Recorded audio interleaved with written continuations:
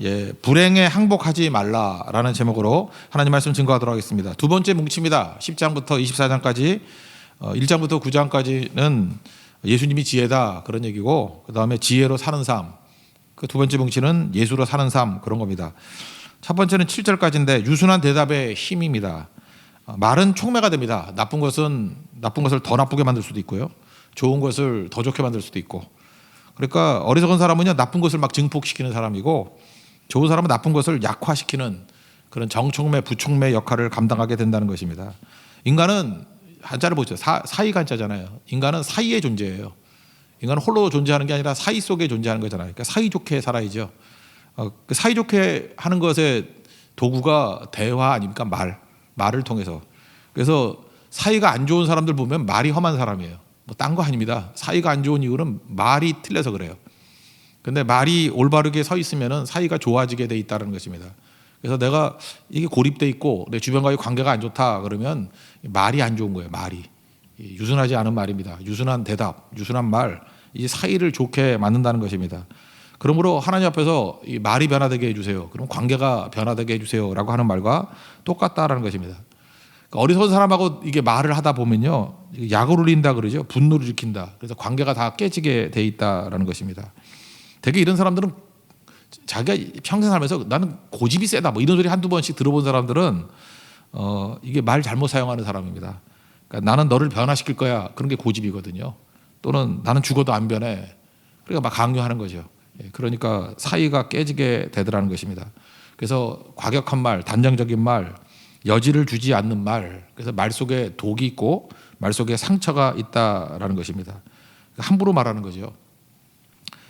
제가 동상이몽에 나온 거 이렇게 짧은 그 짤이라 그러나요? 이렇게 짧은 유튜브 내용을 우리 교회 전체방에 올렸는데, 내용이 그거예요. 추자연이 한국을 떠난 이유.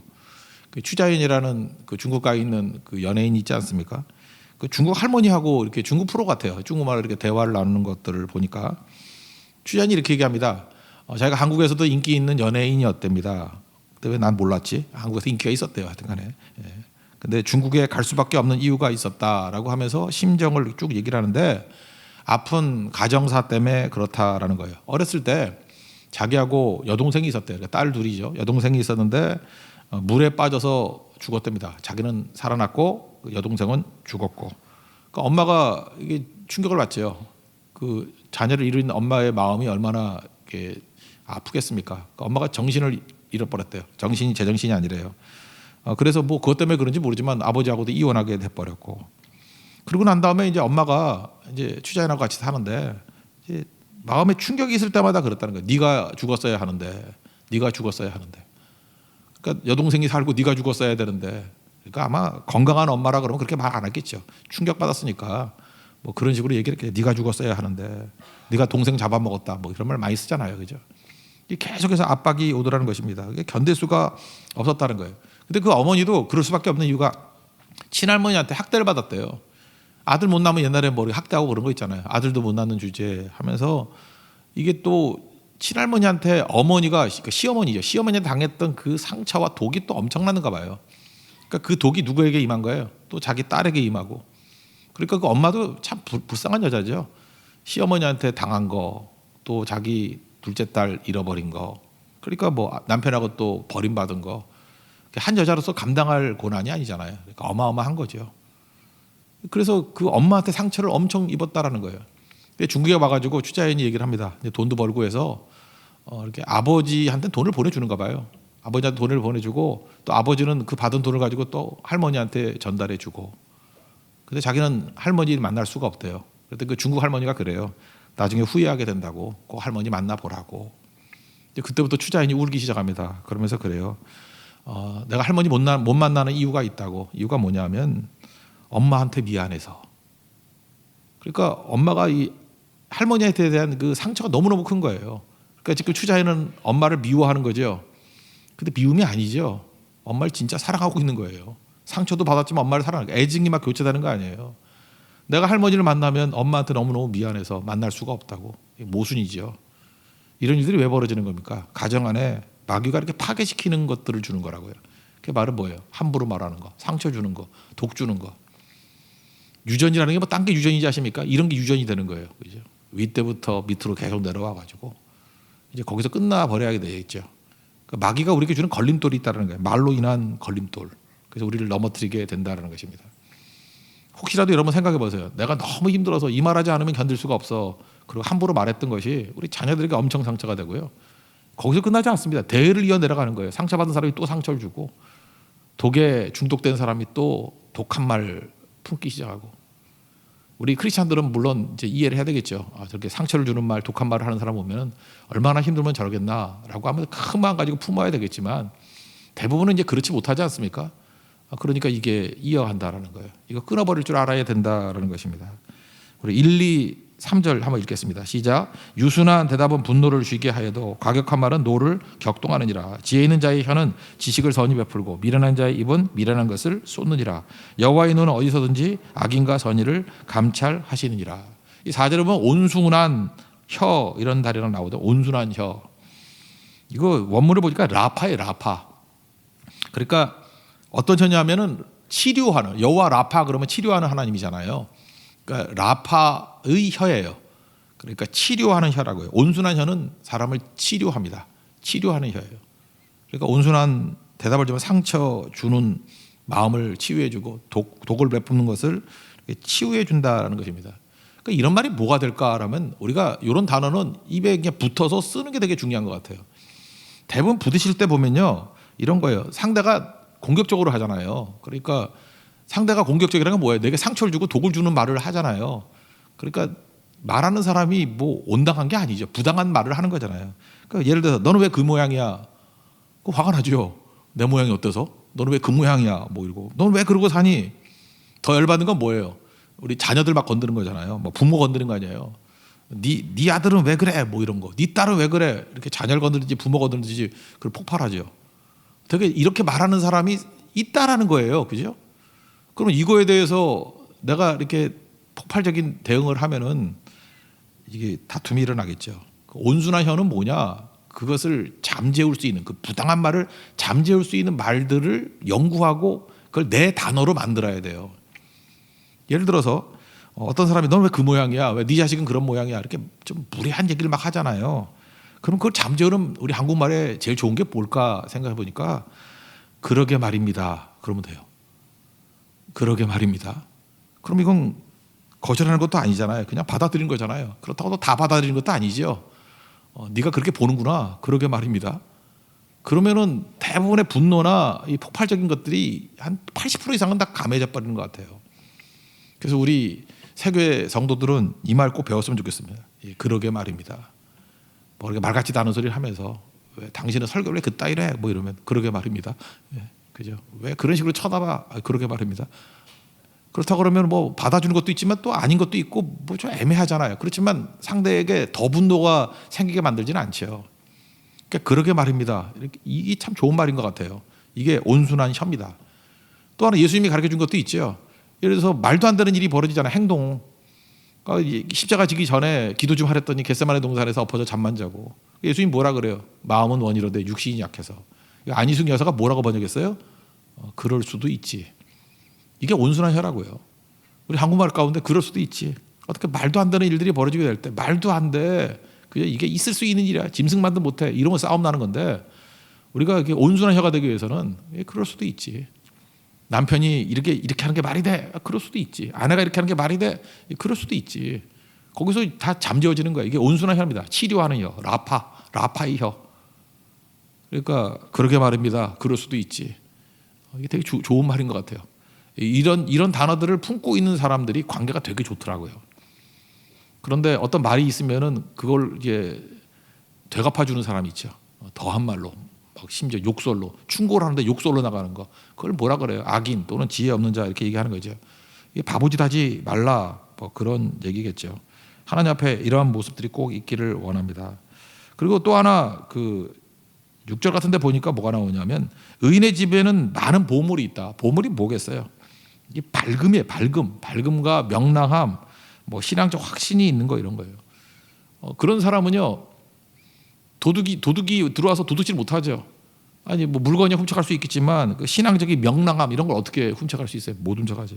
경쟁으로 빼앗을 수도 있는 것도 아니죠. 항상 밝고 명랑한 거. 제가 그 항상 그 대만 선교 갈 때 이제 통역 많이 해줬던 황태진 집사 있습니다. 황태진 집사한테 그래요. 맨날 너 장가 하나는 잘 갔다. 왜냐 그 와이프가 항상 밝아요. 항상 긍정적이고 그리고 어려운 문제도 꽤 있었거든요. 그때 이렇게 징징대지 않고 제가 볼 때 그래요. 그 도둑이 와도 뺏어갈 수가 없어요. 그 긍정적인가 밝음과 신앙적인 확신 이런 거. 그죠? 그러니까 우리 형제들 대역이 잘 들어요. 그 이렇게 얼굴 예쁘고 몸매 뭐 이런 거 시간 가면 다 수렴해요. 다 뚱뚱해지고 뱃살 나오고 다 늙고 그거 얼마 안 가요. 얼마 안 가. 근데 그 내면의 신앙적인 밝음, 그죠? 긍정적인 거 이런 거는 이게 복의 복, 보물의 보물, 가정의 보물을 가지고 있다는 것입니다. 이게 바로 뭐예요? 한마디로 해서 온순한 혀예요. 그러니까 살아나죠. 제가 이 황 집사 보니까 어려운 문제들도 많이 있고 하는데 물론 하나님의 도우심으로 일어나는 것도 있지만 가정에 들어가니까 치유가 돼요. 참 무서운 거죠. 어려움 당하면 이게 뭐 바가지 긁는다 그러잖아요. 징징대면서 어려움 당해야 되는데 그 친구는 오히려 집에 들어가서 치유가 되는 것 같아요. 그게 되게 중요한 거죠. 일어서게 된다는 것입니다. 형제든 자매든 하나님 앞에서 온순한 혀, 치료하는 혀, 생명나무라 그러잖아요. 그걸 살릴 수 있는 하나님의 거룩한 종 되기를 바랍니다. 4절부터 7절까지 읽겠습니다. 시작. 온순한 혀는 곧 생명나무이지만 패역하는 이는 마음을 상하게 하느니라. 아비의 훈계를 업신 여기는 자는 미련한 자요 경계를 받는 자는 슬기를 얻을 자니라. 의인의 집에는 많은 보물이 있어도 악인의 소득은 고통이 되느니라. 지혜로운 자의 입술은 지식을 전파해도 미련한 자의 마음은 정함이 없느니라. 그 다음에 두 번째는 하나님의 빛이 들어온 마음이에요. 이제 말이죠. 두 번째는 마음이 중요한데 하나님의 빛이 날마다 들어와야 된다는 것입니다. 8절부터 17절까지 내용인데 말은 어디서 나오죠? 우리 속에서 나오잖아요. 속에서. 그러니까 속에 있는 게 나오는 거 아니에요. 그러기 위해서는 마음이 변화가 돼야 마음에 예수님의 빛이 들어가야 말도 제대로 되겠죠. 그러니까 마음이 중요하잖아요. 마음이. 우리 잠언 4장 23절 맨날 외우는 말씀 아니에요. 지킬 만한 것 중에 내 마음 지키라. 생명의 근원이 이에서 남이니라. 마음 지키는 게 뭐예요? 내 마음의 조정실에 예수님을 두는 거. 그러니까 마음 지키는 거죠. 그러니까 내 안에 예수님의 빛이 들어와 있는 거예요. 예수님이 주인이 되어 있는 거예요. 어둠을 다 물리쳐 버리는 거예요. 그러면 이기게 되겠죠.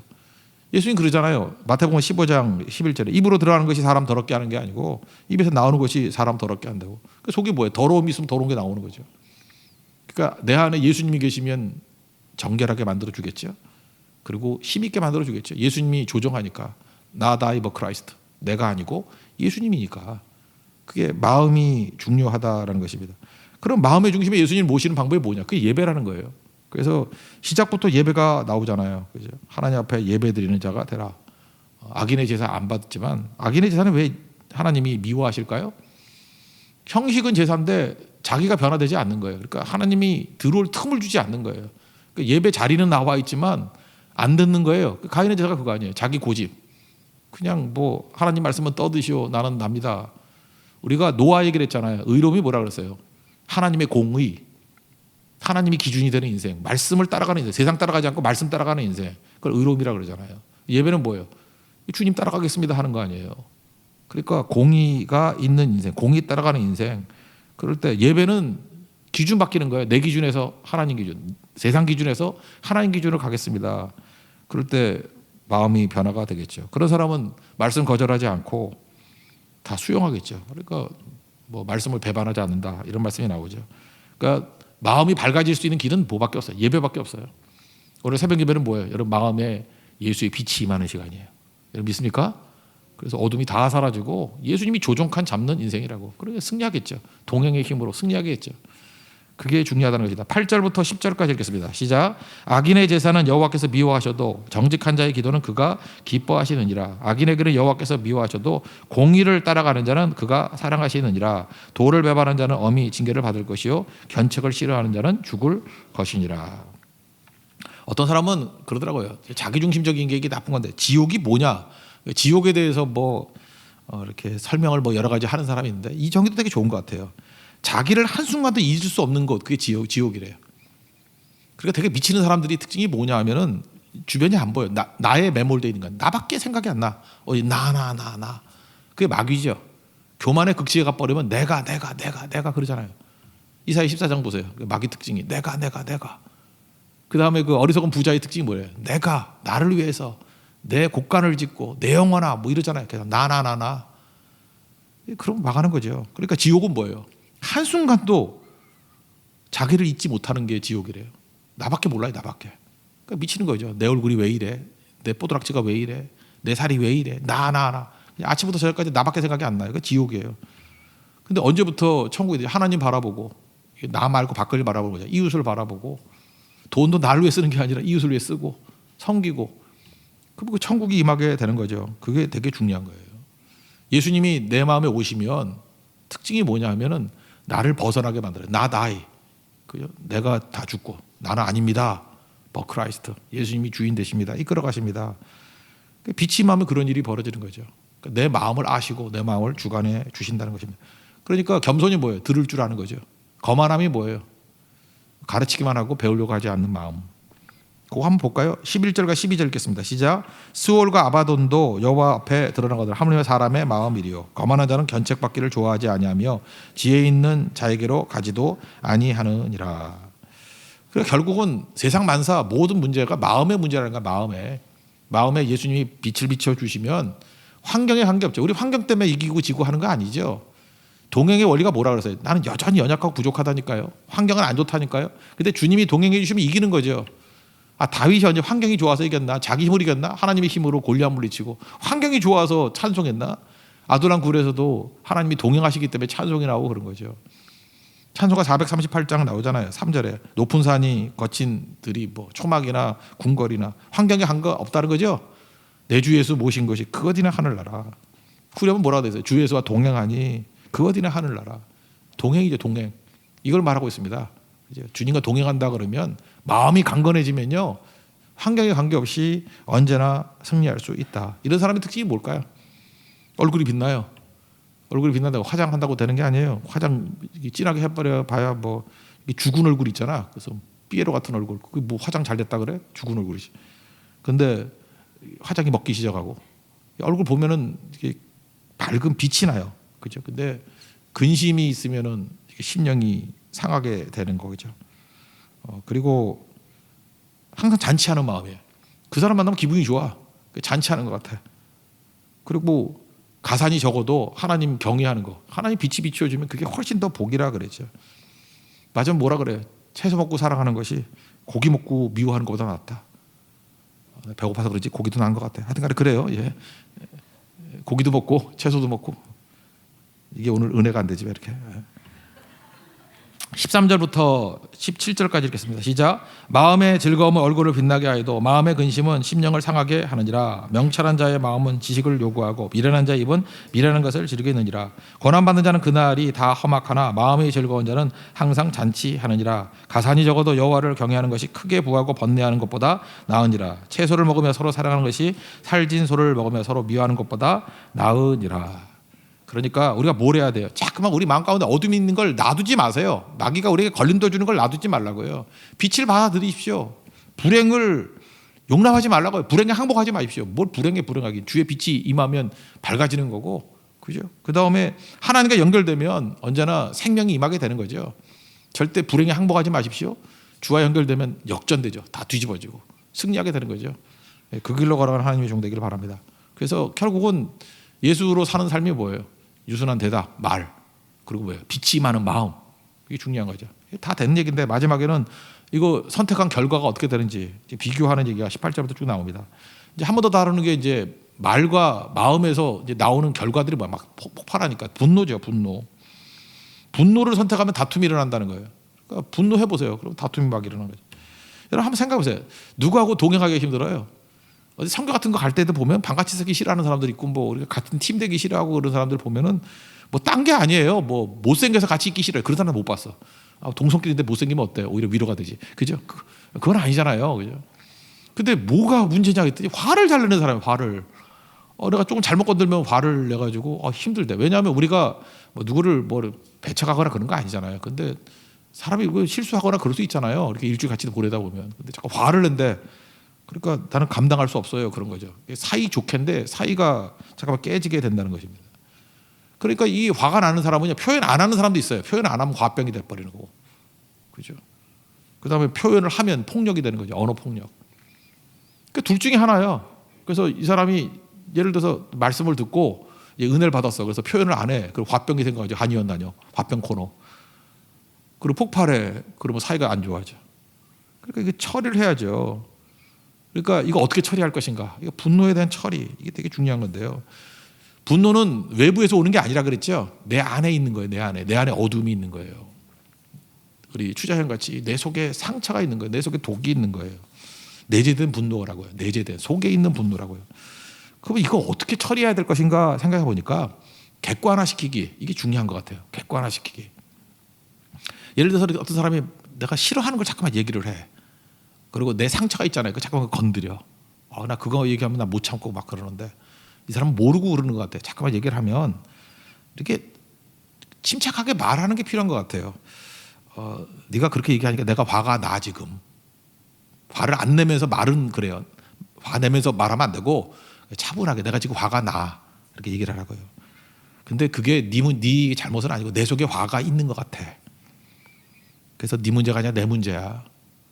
근데 네가 자꾸만 그 내 속에 있는 것들을 이렇게 건들면은 나는 너무 힘들고 견딜 수가 없어.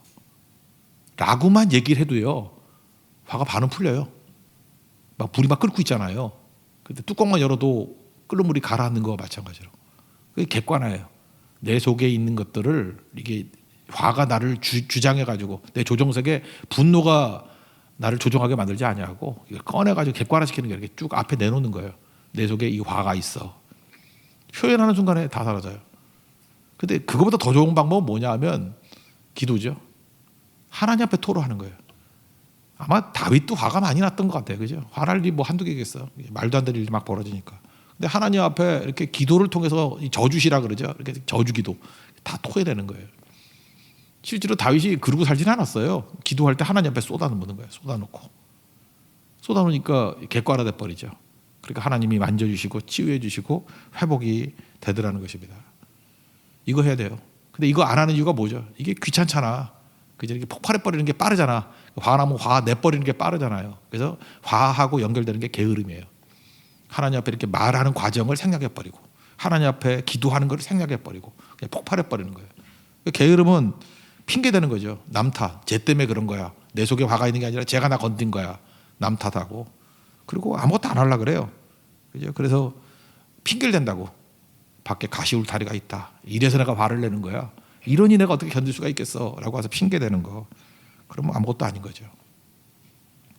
여기 또 20절 같은 데 보면 아비를 즐겁게 하고 뭐 어미를 없이 여긴다. 아버지 어머니가 나오는 얘기는 뭐냐? 권위의 권위. 권위를 인정하는 태도가 있을 때 이 분노심도 이길 수 있고 모든 것들을 극복할 수 있다라는 것입니다.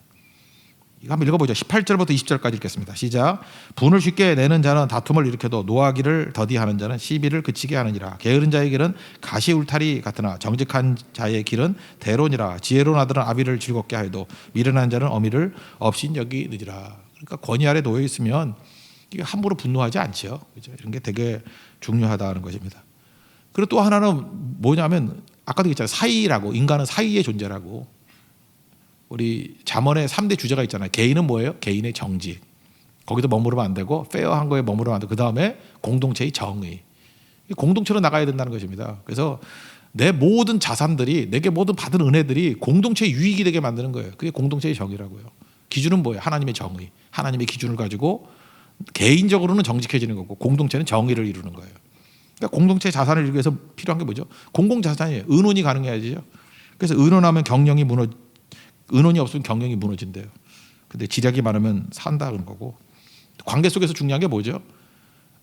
바른 말만 하는 게 아니라 때에 맞는 말이에요. 때에 맞는 말을 못했던 사람이 누굴까? 욥의 친구들.